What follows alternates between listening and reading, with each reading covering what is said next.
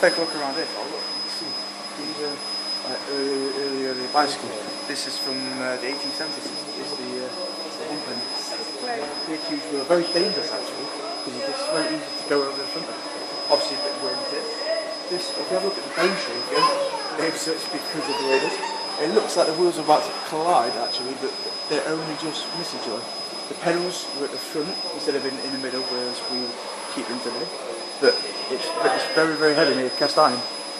But what you can realise is Humber was one of the biggest makers of all bicycles ever, and he actually started to branch out to motorbikes and things like that. If you look at the one at the back, that was made in 1892. That was for his own personal use because he designed it for personal safety. Whereas something like that, if you look across the evolution of bike, it's still being used hundreds of years on. It's quite interesting to see. There's a bloke here actually named Richard. He used to live in the house that Humber used to live in, which is quite enormous, quite cool, really, isn't it? If I look in here, you can see all these things from the Sherman RGGs. Get these in the rally, and a lot of rallies. We actually had a couple of people come in not long ago, said they used to work at rally, and obviously missed a couple of pieces, but we could actually put this back together and make a gearbox. If we progress down, we can go we can have a look at things like the Alpha Rally and the beginnings of sort of mopeds and the crossings of mopeds with the rally bike. That's original. That's made of cast iron. Very heavy indeed. And as you can see, that's basically that, but with a motor on it.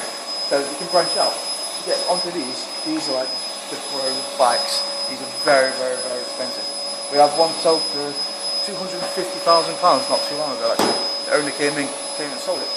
This one here and this one here are both worth an estimated £250,000, and the Gross Superior here is worth somewhere in the region of £500,000. That's a lot of money to keep it on display here, as you can see.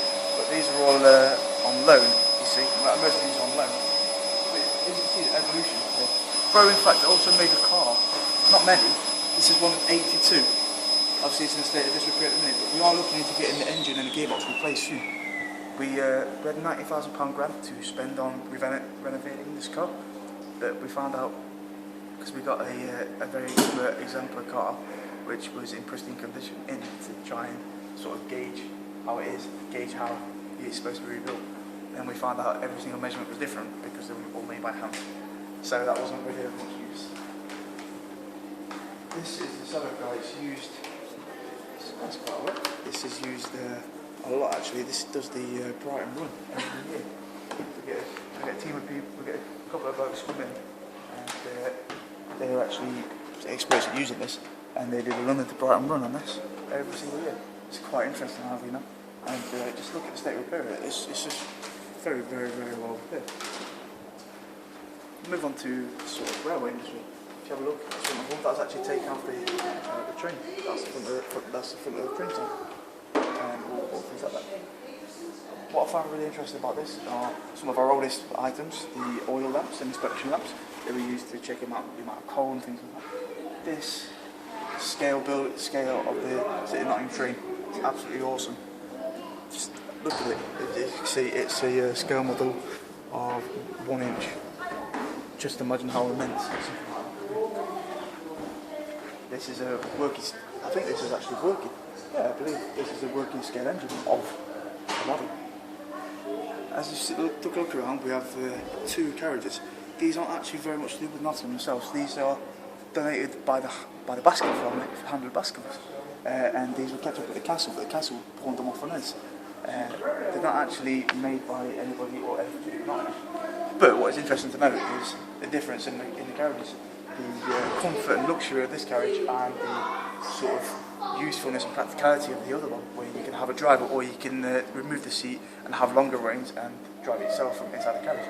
This would have been used for stately functions. That was more practical and would have been used to travel. The most interesting thing about these carriages are these leather straps act as suspension to stop the rocking and shaking. I think that's very interesting indeed. The only problem I have with these is that these wheels are not original, and obviously they've been replanted, and I don't think they would have been exactly the same as this, because the driving and steering would have been very difficult, and this ironwork made it very much difficult, very much a pain to use. We can take a look at the steam guard if you like. Gethin, you waiting? Gethin, waiting.